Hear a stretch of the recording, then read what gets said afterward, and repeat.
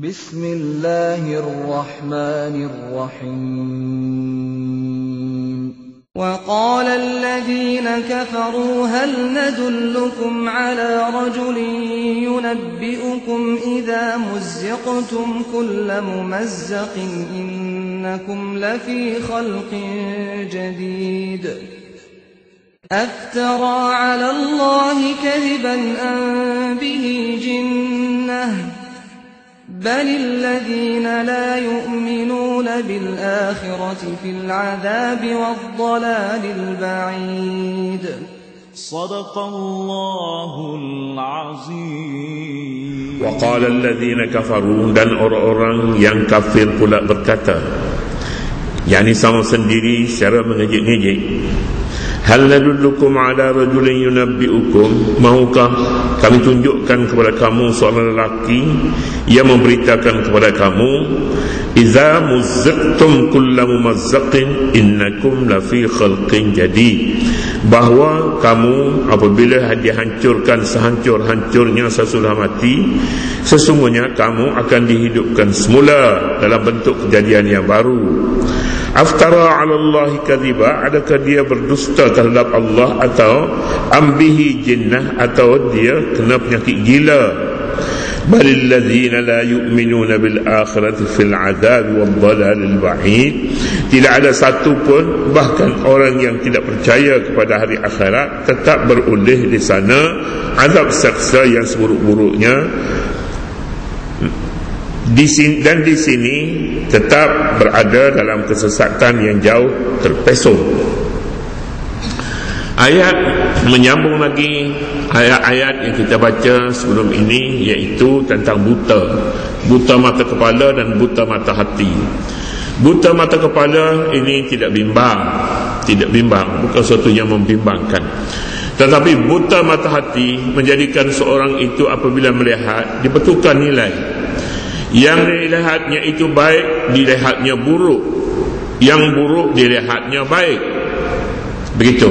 Sebab hatinya sudah buta. Hatinya tidak ada iman. Hatinya tidak diisi dengan ilmu-ilmu Al-Quran. Kita baca semalam. Wa yaral ladzina utul ilma annahu al-haqqu min rabbik. Oleh yang demikian, kita diajar oleh Nabi supaya selalu berdoa, supaya mata hati ini celak dengan nur. Allahumma ja'al al-Qur'ana rabi'a qulubina wa nura absarina wa shifaa'a ahzanina wa jila ahzan wa shifaa'a humumina wa humumina. Ya Allah, jadikanlah Al-Quran ini sebagai musim bunga kepada hati kita. Musim bunga ni macam mana? Selepas musim bunga ni, pokok-pokok akan berbuah, pokok-pokok akan subur, daunnya menghijau. Jadi Quran merupakan baja untuk melahirkan satu suasana yang baik bagi kita. Pokok-pokok menghijau bagaikan telah disiram baja, disiram air padanya. Wa nura sudurina wa nur absarina, dan nur cahaya bagi mata hati kami. Nampak? Dia ada cahaya. Al-Quran lah sebaik-baiknya. Wa shifa' ahzanina wa humumina, dan penyembuh, penawar kepada duka cita dan segala humum, rasa geluh gesah, rasa tidak tenang. Baiklah, Nabi kita mengajar doa, Allahumma arinal haqqa haqqa warzuqna ittiba'ah wa arinal batila batila warzuqna ijtinabah. Ya Allah, berilah kami dapat melihat yang batil itu batil, yang benar itu benar. Yang batil itu batil, anugerahkan kepada kami ya Allah untuk dijauhinya, dan yang benar itu benar, anugerahkan pula kami mengikutinya. Ini bukan seduka main-main. Apabila seorang itu dia nampak buruk sedangkan perkara itu baik, maka tidak lagi penawarnya selain daripada Al-Quran. Tidak ada lagi penawar, tidak ada ubat lagi, tidak ada bomo lagi yang boleh jampi orang ini. Sebab dia sudah bertukar nilai itu, yang baik dilihatnya buruk.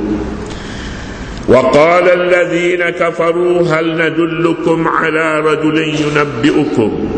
Orang kafir pula berkata sama sendiri secara mengejek-ngejek, mahukah kami tunjukkan kepada kamu seorang lelaki yang memberitakan kepada kamu bahawa apabila kamu dihancurkan sehancur-hancurnya sudah mati, sesungguhnya kamu akan dihidupkan semula dalam bentuk kejadian yang baru. Contoh orang yang buta mata hatinya. Wa qala allazina kafaru, ayat yang kita baca ini memperkatakan orang yang mata hatinya buta. Macam mana dilihatnya? Dilihatnya hari kiamat yang disampaikan oleh Nabi SAW pada mereka sebagai sesuatu yang tak masuk akal, kata dia. Tak masuk, ada kiamat ini tak boleh dipikir, tak masuk akal.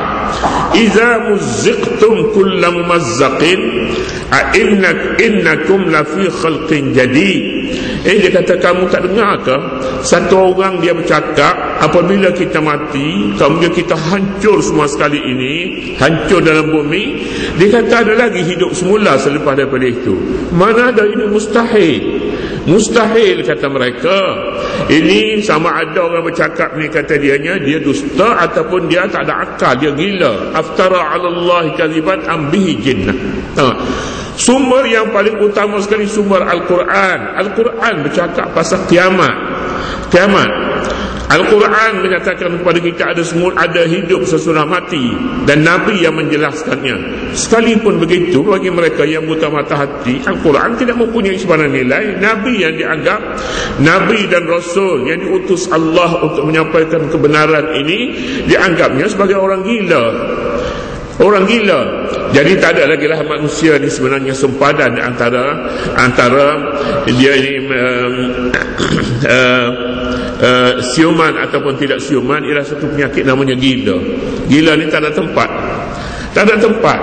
Tak boleh dirunding lagi dengan orang ini. Itulah dia tempat yang diletak oleh orang kafir kepada Nabi SAW. Ya, ini orang yang namanya amal basirah. Orang yang buta mata hati. Buta mata hati maknanya buta dari melihat kebenaran. Kebenaran tak nampak sama sekali kepada mereka. Jadi iman kepada hari kiamat ini ada waktunya. Ada waktunya. Dia tak ada guna lagi beriman selepas daripada tamat waktunya. Kiamat, dunia ini dicipta, direka cipta oleh Allah Subhanahu wa taala sesuai dengan dunia. Dunia sebagai satu tempat untuk menguji manusia. Ini bilik darjah. Bilik darjah, bilik dewan peperiksaan. Jadi dewan peperiksaan ini kita dapati di dalamnya disusun atur kursi dan sebagainya, tapi bukan selama-lamanya begini. Tamat peperiksaan akan beralih kepada dewan untuk kegunaan lain, bukan untuk kegunaan seminar dan sebagainya. Kursi yang diatur begitu rupa akan disusun semula. Kita mahu beriman, berimanlah sebelum tamat waktu. Sebelum tamat waktu. Allah ciptakan dunia ini waktunya sebelum kiamat. Disuruh beriman, disuruh beramal saleh, jauhi maksiat, lakukanlah perkara yang disuruh Allah. Waktunya akan tamat. Waktu iman, boleh beriman sebelum kedatangan kiamat. Tapi kalau sudah beriman sesudah kiamat, tidak ada gunanya lagi. Beriman kepada adanya kiamat selepas kiamat berlaku, tidak ada guna. Tak ada guna, dia ada tempoh dia. Jadi oleh yang demikian, orang kafir ini matanya buta, tetapi selama-lamanya buta, tidak, dia akan nampak selepas daripada kiamat itu berlaku, sedangkan tempoh waktu sudah tamat. Sudah tamat. Inilah dia dunia yang dicipta oleh Allah Subhanahu wa taala untuk menguji. Dia khas begitu. Untuk menguji. Selepas daripada manusia diuji dan ternyata ada yang gagal dan ada yang berjaya, maka habislah tugas peperiksaan. Tahun depan pula akan bermula sesi baru. Dewan peperiksaan menjadi dewan syarahan, dewan seminar. Hari akhirat tidak ada lagi tuntutan supaya beriman. Ayat ya ayyuhallazina amanu ya ayyuhan nasu taqu ya wattaqullaha haqqa tuqatih. Tak ada lagi pada ketika itu. Tak ada. Quran untuk dunia manusia. Wa qala allazina kafaru, dan berkatalah orang-orang kafir. Jadi dalam konteks ayat ni, konteks buta yang kita sebutnya buta mata hati. Orang yang buta mata hati. Hakikatnya kafaru ini, kafara yakfuru maknanya tertutup. Yani tertutup pintu hatinya, mata hatinya tertutup. Kata mereka, hal nadullukum ala rajulin, sukakah kamu? Ini satu bahasa yang diguna untuk merendah-rendahkan, untuk mengejek, untuk mempersendakan bicara Nabi SAW. Hal nadullukum, tuan-tuan mahukah saya nak cakap ni? Kami nak beritahu kepada kamu, sukakah? Kami nak tunjuk ala rajulin yunabbi'ukum, seorang lelaki ni Nabi lah. Bila seorang tu kata-kata itu laki-laki itu ini umpamanya, dia memperhinakan Nabi.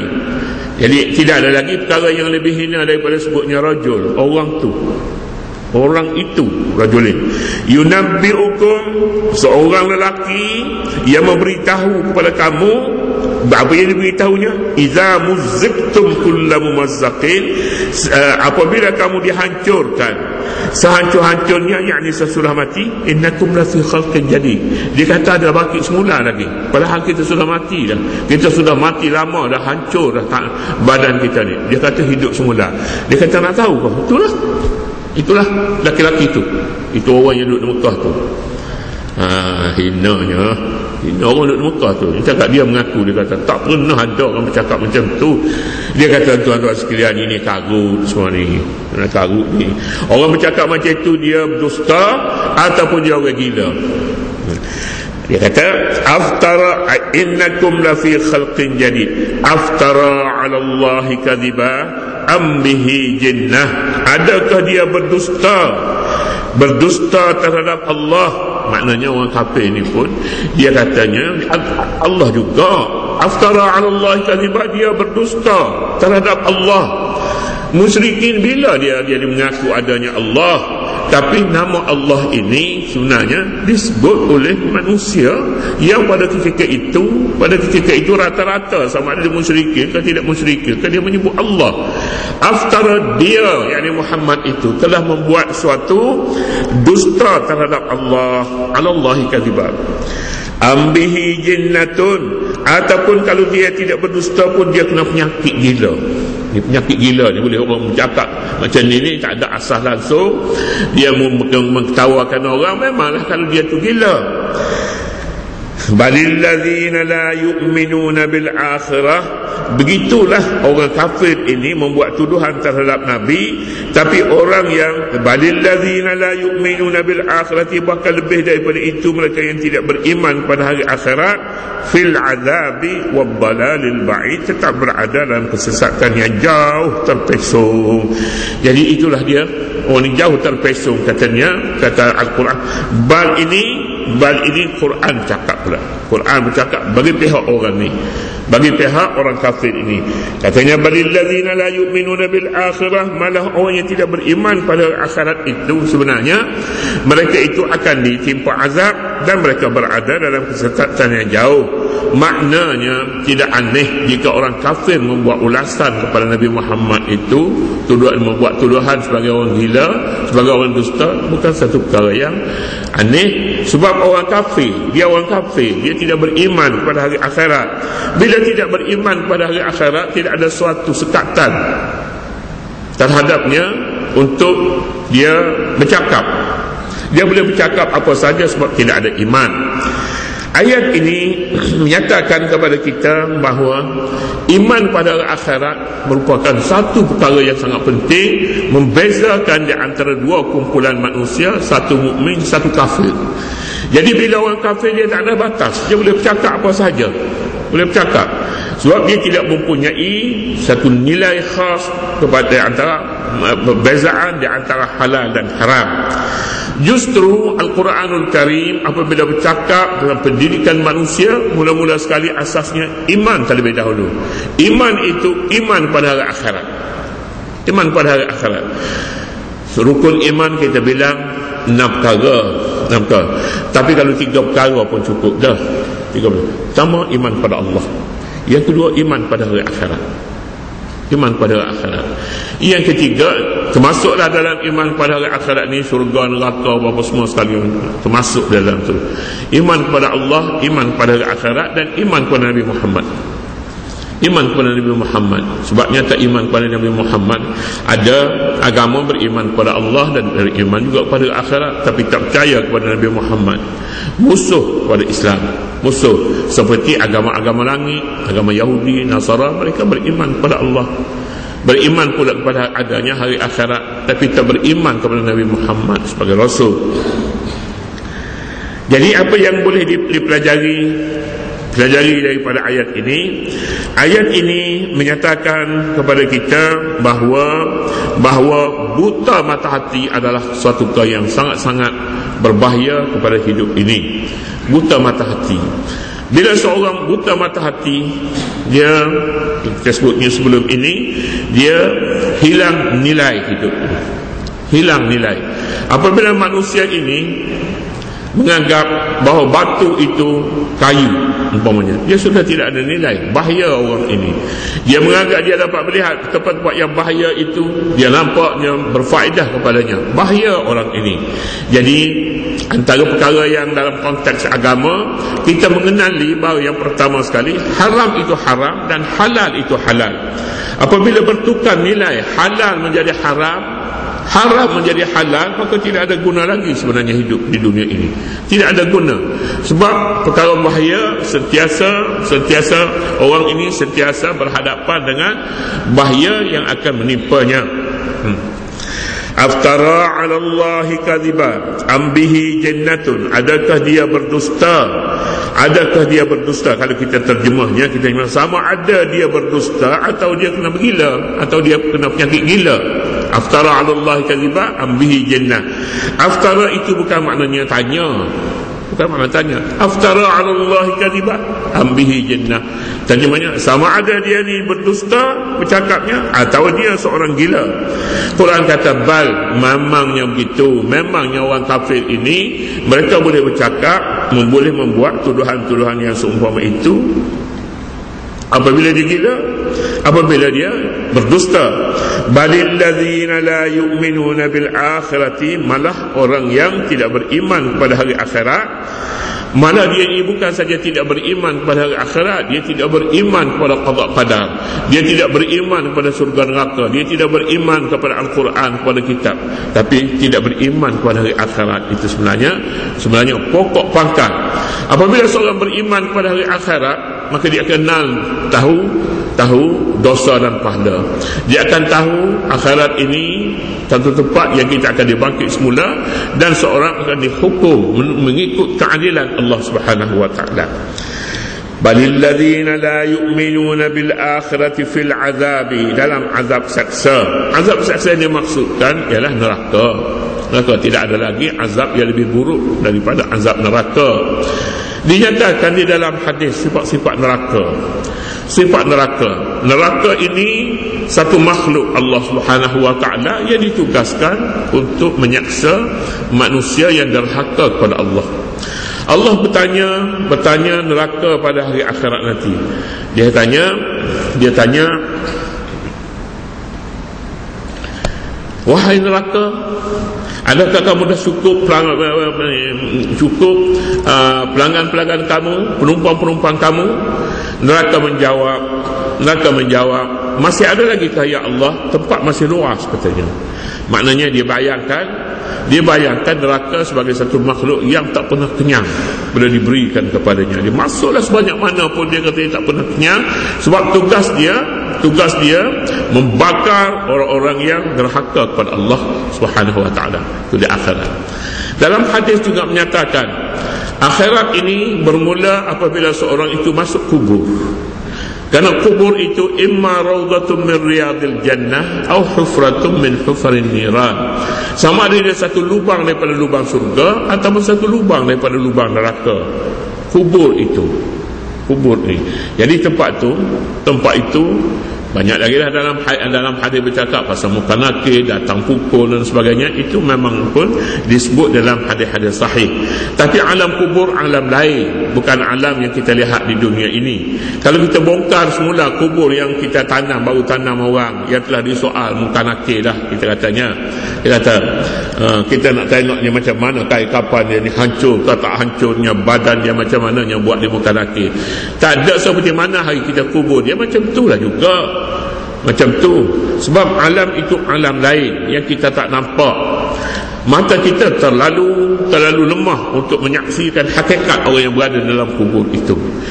Jadi dalam hadis menyatakan pada hari kiamat manusia ini akan didedahkan, kepalanya akan didekatkan dengan matahari sekadar satu batang celak mata. Tudni syamsu yaumal qiyamati miqdari milin. Manusia akan didekatkan kepalanya dengan matahari sekadar satu batang celak mata. Batang celak mata ni dekat sangatlah, hinggalah gelegak otaknya ada di antara mereka tenggelam dalam peluh, ada sampai paras lutut, paras dada, paras mulut, dan ada, namun begitu tak ada yang binasa, yang mati terus tak ada, tapi tempatnya sungguh menyaksakan. La yu'minuna bil akhirati fil azabi wad dalalil ba'id, dan kesesatan yang jauh terpesong. Sesat dekat-dekat dia boleh balik ke batal jalan, tapi kalau sesat dah jauh sangat dah, 10 hari dah sesat, tak boleh balik dah, tak boleh lagi, jauh sangat. Jadi Al-Quranul Karim mengungkap kesesatan ada dua bahagian, ada sesat jauh dan ada sesat dekat. Orang yang tidak dapat membezakan di antara kebenaran dan kebatilan, kesesatannya jauh, bukannya lagi sesat. Orang yang sedikit sebanyak melakukan dosa, itu memangnya manusia tidak sunyi daripada berbuat dosa, tetapi orang ini dia bertaubat dan dia diterima oleh Allah Subhanahu wa taala. Tapi kalau sesatnya sepanjang umurnya sesat sentiasa, amat sukar untuk kembali kepada jalan yang benar. Seterusnya, afalam yarau ila ma baina aydihim wa ma khalfahum. Allah